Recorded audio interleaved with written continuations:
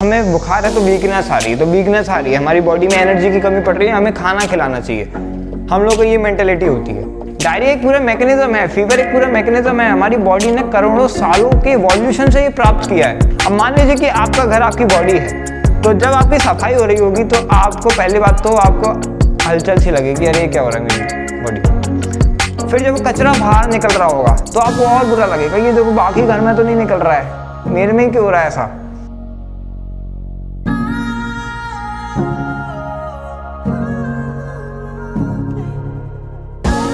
Hello everyone, this is Parth Goyal. आज हम बात करने वाले हैं कि कैसे आप कोविड-19 को घर पर नेचुरली ट्रीट कर सकते हो। मैं आपको बहुत सारी ऐसी चीज़ें बताऊंगा, ऐसी बातें बताऊंगा जो कि आपको ध्यान में रखनी है कोविड-19 के ट्रीटमेंट करते टाइम पर, और कौन कौन सी ऐसी नेचुरल दवाइयाँ हैं और नेचुरल फूड्स हैं जो कि आपको लेने चाहिए जब आपको कोविड-19 है। तो इस सब चीज़ों को समझने से पहले सबसे पहले आपको कुछ बातें बताना चाहता हूँ हमारी बॉडी की नॉर्मल फिजियोलॉजी के बारे में, जो कि आपको समझना बहुत ज़्यादा इंपॉर्टेंट है। तो सबसे पहली बात है कि our body is a self healing organism. जब भी हमारी मान लीजिए बोन ब्रेक होती है तो हम डॉक्टर के पास जाते हैं, डॉक्टर उस पर प्लास्टर लगाता है एंड हम थोड़े दिनों बाद ठीक हो जाते हैं। अब इन सब चीज़ों में आपको क्या लगता है कि किस चीज़ ने हमें ठीक किया है? क्या वो प्लास्टर ने हमें ठीक किया है? नहीं, हमारी बॉडी में खुद एक मैकेनिज्म है जिसका यूज़ करके वो जो हमारी बॉडी का जो बोन टूटी हुई है उसको जोड़ता है।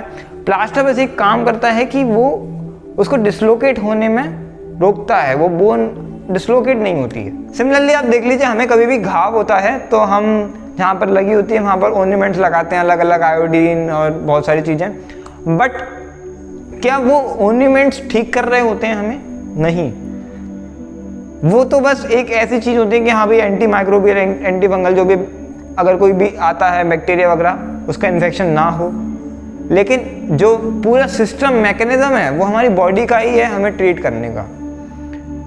वो घाव बनता है, विद टाइम वो धीरे धीरे हील होता है, एक दो हफ्ते में वो हील होके निकल जाता है। सिमिलरली हमारी बॉडी में कोई भी जब बीमारी आती है तो केवल हमारी बॉडी ही होती है जो उसको एक्चुअली में ट्रीट कर रही होती है। बाकी जितनी भी दवाइयाँ हैं, जितनी भी चीज़ें हैं, वो बस छोटा सा एड है।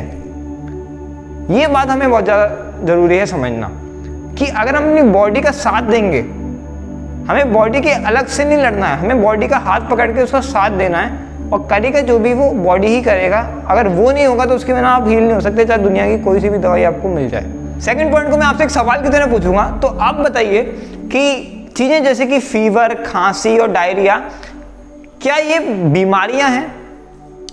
हम लोगों को जब भी फीवर होता है तो हम पैरासीटामॉल ले लेते हैं कि हाँ फीवर कम हो जाएगा। जब भी डायरिया होती है तो ऐसी कोई दवाई जिससे कि डायरिया रुक जाए। क्या ये बीमारियां हैं? The actual answer is no. ये हमारी बॉडी के डिटॉक्स सिम्टम्स हैं। अब ये क्या है, मैं आपको एक एनालॉजी से समझाता हूँ। मान लीजिए आपके घर की सफाई हो रही है, दिवाली आ गया है तो दिवाली की सफाई हो रही है, और आपका घर आपकी बॉडी है। तो जब भी आपकी सफाई होती है, हम दिवाली की सफाई करते हैं, हम एक अच्छे पर्सपेक्टिव से ही करते हैं कि हाँ हमारा घर गंदा है, उसको साफ़ करना है। जब हम सफाई कर रहे होते हैं बहुत मेहनत लगती है, अंदर भी बहुत हलचल होती है, और जब कचरा बाहर फेंकते हैं तो भी बहुत मेहनत लगती है। अब मान लीजिए कि आपका घर आपकी बॉडी है, तो जब आपकी सफाई हो रही होगी तो आपको पहली बात तो आपको हलचल सी लगेगी, अरे क्या हो रहा है मेरी बॉडी में। फिर जब वो कचरा बाहर निकल रहा होगा तो आपको और बुरा लगेगा, ये देखो बाकी घर में तो नहीं निकल रहा है, मेरे में ही क्यों हो रहा है ऐसा। तो क्या हमें वो सफाई रोक देना चाहिए? नहीं, क्योंकि वो तो जरूरी है रेगुलर क्लीनिंग। लेकिन हम क्या करते हैं, हम अपनी बॉडी की नहीं सुनते। जब हमारी बॉडी डायरिया कर रही होती है, डायरिया एक पूरा मैकेनिज्म है, फीवर एक पूरा मैकेनिज्म है। हमारी बॉडी ने करोड़ों सालों के इवोल्यूशन से ये प्राप्त किया है ये चीजें, और हम इसको रुकवा देते हैं कि नहीं ये नहीं होना है। जब भी डायरिया होता है हम दवाई ले लेते हैं, डायरिया रुक जाता है। इससे क्या होता है, जितनी भी गंदगी है वो वहीं की वही बॉडी में ठहर जाती है और हम अंदर से बीमार होना चालू हो जाते हैं। अब आप लोगों ने देखा होगा कि जब भी हमें फीवर होता है हमें वीकनेस होने लगती है, हमें नींद बहुत ज़्यादा आती है, हमें खाना खाने का मन नहीं करता, मुंह कड़वा हो जाता है हम लोगों का। ये सब चीज़ें क्यों होती हैं? कभी आपने इसके बारे में सोचा? इवन अगर आप देखोगे तो जितने भी जानवर होते हैं उन्हें जब भी कोई फीवर आता है तो वो उसी जगह पे बैठ जाते हैं स्थिर तरीके से और वो कुछ नहीं खाते, कुछ भी नहीं खाते। सोचिए, हमारी बॉडी का मुंह कड़वा कर देना, ये पूरी हमारी बॉडी के मैकेनिज्म है। ये वायरस की वजह से या किसी पैथोजन की वजह से नहीं हो रहा, ये हमारी बॉडी खुद कर रही है। फीवर लाना, मुंह कड़वा करना, लॉस ऑफ एपेटाइट। जब हम कुछ नहीं खा रहे हैं हमारी बॉडी भूख बंद कर दे रही है। हमारी बॉडी के ऊपर डिपेंड करता है कि उसे भूख लगानी है नहीं लगानी है। हमारी बॉडी के अंदर हंगर सेंटर्स होते हैं हाइपोथैलेमस में। अगर बॉडी को लगता होता कि हाँ फीवर के टाइम पे खाना चाहिए तो फिर हमारी बॉडी को उनको एक्टिवेट करना चाहिए था, लेकिन हमारी बॉडी उनको डीएक्टिवेट कर देती है। सोचने वाली बात है, ऐसा क्यों करती है हमारी बॉडी? इसका रीज़न मैं आपको एक एनालॉजी से समझाऊंगा। तो जब भी आप वर्कआउट करने या रनिंग करने जाते हो, कभी आपने ऐसा नहीं सोचा कि आज तो मैं रनिंग करने जा रहा हूँ, बहुत ज़्यादा एनर्जी रिक्वायरिंग प्रोसेस है, खूब खा करके जाता हूँ जिससे फिर रनिंग मेरी अच्छी होगी? कभी सोचा हमने ऐसा? एंड इवन अगर हम ऐसा करें, हम रोज़ सुबह उठ करके खूब सारा खा लें जिससे कि रनिंग अच्छी हो पाए, हम रनिंग करने जाएंगे, रनिंग हमारी हो नहीं पाएगी, हम दौड़ नहीं पाएंगे सही से। सेकेंड थिंग इज, अगर आप मान लीजिए रूटीन बनाते हो रोज का सुबह दौड़ने का, आपकी बॉडी को तो पता चल जाता है कि हाँ आप रनिंग करने जा रहे हो, तो आपकी बॉडी को भी हंगर सेंटर एक्टिवेट करने देने चाहिए थे सुबह की सुबह जब भी आप दौड़ने जा रहे हो। जैसे ही आप सुबह उठते हो कि हाँ भाई खूब सारा खा लो कुछ, क्योंकि दिक्कत आने वाली है मतलब आगे।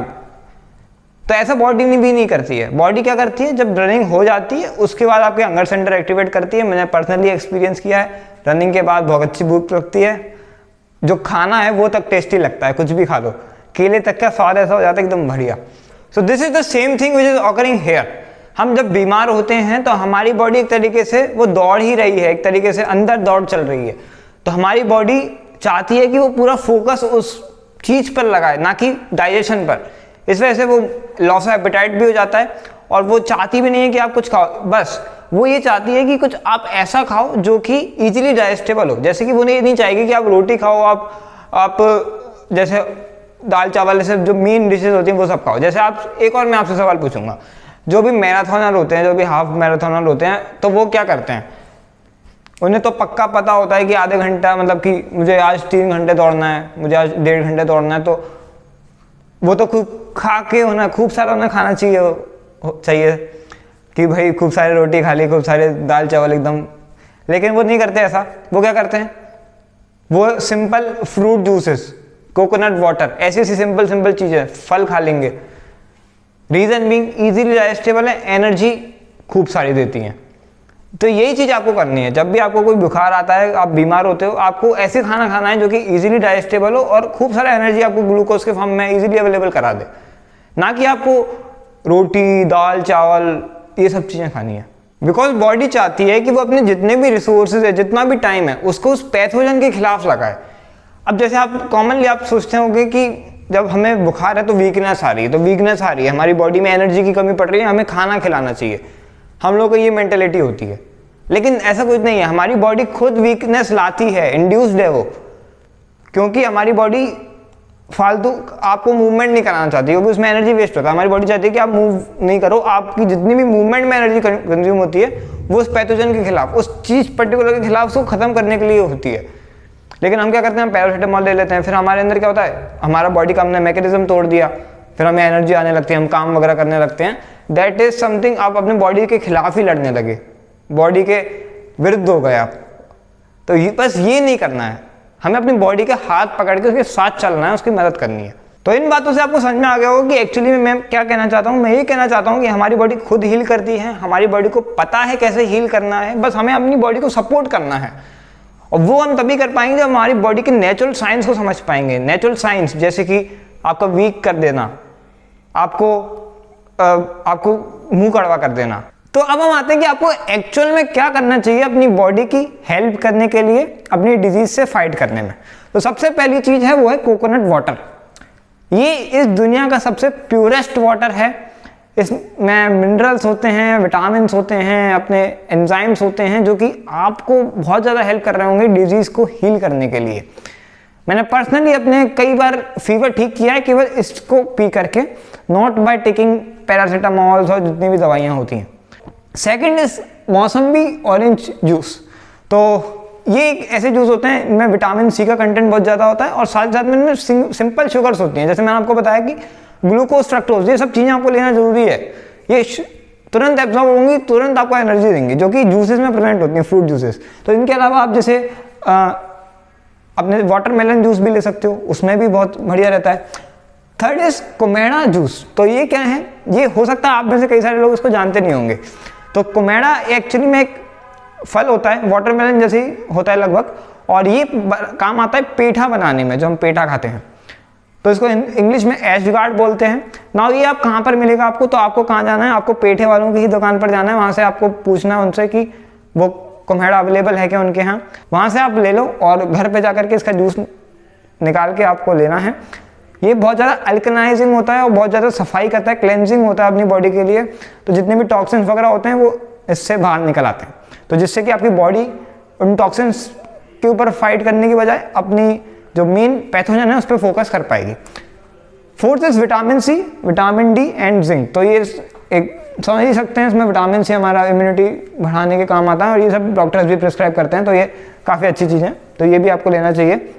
Now fifth is Shri Shri company है एंड इसकी कुछ प्रोडक्ट्स हैं, ये इस वीडियो स्पॉन्सर्ड नहीं है, बस ये मैंने यूज़ करे हैं तो मैं बता देता हूँ। तो ये बहुत ज़्यादा इफेक्टिव है, इनकी रिसर्च है, जैसे कप्सरा कुंडली करके मेडिसिन आती है इनकी, तो ये इसके ट्रायल्स हैं, साइंटिफिक क्लिनिकल ट्रायल्स हैं और ये इफेक्टिव पाई गई है कोविड-19 में।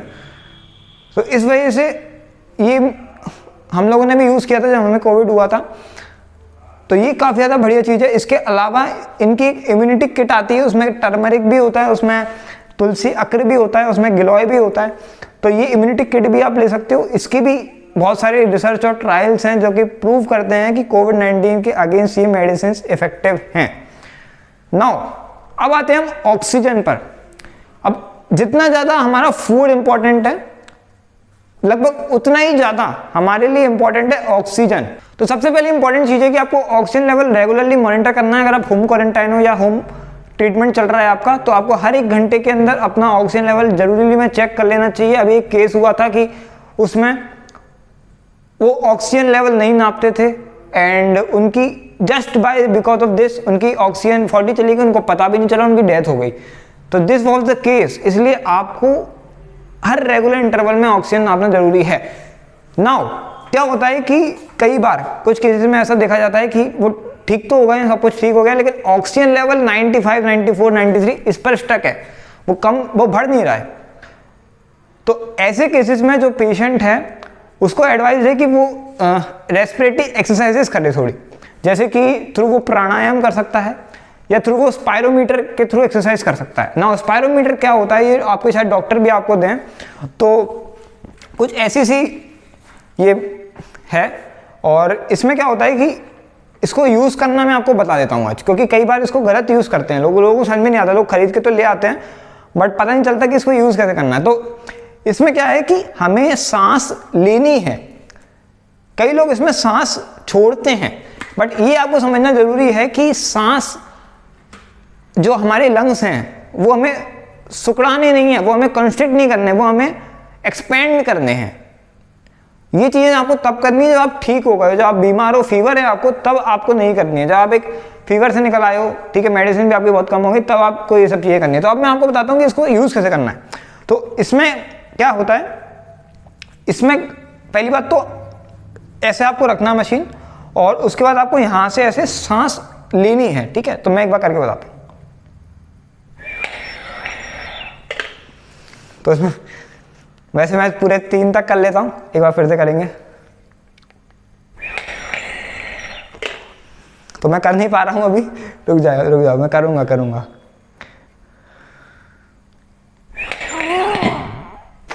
तो ये इस तरीके से आपको सांस लेनी है। कई लोग क्या करते हैं, इसको सांस छोड़ते हैं, उन्हें लगता है कि काम भी कर रहा है, वो लोग क्या करते हैं, ऐसे उल्टा रखेंगे मशीन को और इसमें सांस ऐसे छोड़ देंगे और उससे भी क्या होगा कि बॉल ऊपर जाएगी।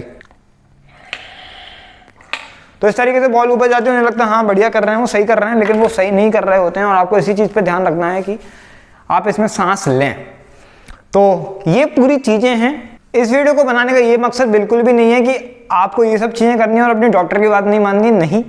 इस वीडियो में मैंने ये बताया कि कितना ज़्यादा इंपॉर्टेंस है डाइट का मेडिसिन के साथ साथ। मैंने पर्सनली देखा है कई सारे हॉस्पिटल्स, इवन मेरे खुद के गवर्नमेंट हॉस्पिटल जिसमें मैं पढ़ाई करता हूँ, वहाँ पर ब्रेड्स आती हैं, सुबह रोज ब्रेड सैंडविच के नाश्ते मिलते हैं। कुछ ध्यान नहीं दिया जाता कि जूस देना चाहिए, फ्रूट जूस वगैरह, कोई चीज़ पे ध्यान नहीं दी जाती है। तो ये चीज़ नहीं करनी है आपको। मेडिसिन आप लो जिस तरीके से आपको डॉक्टर प्रिस्क्राइब कर रहा है, बट ये सब चीज़ें भी करनी है। और इन सब चीज़ों का इंपॉर्टेंट रोल है, बिकॉज हमारी बॉडी ही हमें ट्रीट करती है, मेडिसिन करती है, बट वो बस हेल्प कर रही है। अगर तुम बॉडी का जो सिस्टम है उसको हटा दोगे, इम्यूनिटी सिस्टम हटा दो, कौन सी मेडिसिन ठीक कर देगी मेरे को बता दो? कोई नहीं कर सकती। तो ये इंपॉर्टेंट था पूरा वीडियो में। तब तक के लिए बाय, मिलते हैं नेक्स्ट वीडियो में। तब तक के लिए बाय सभी लोगों को।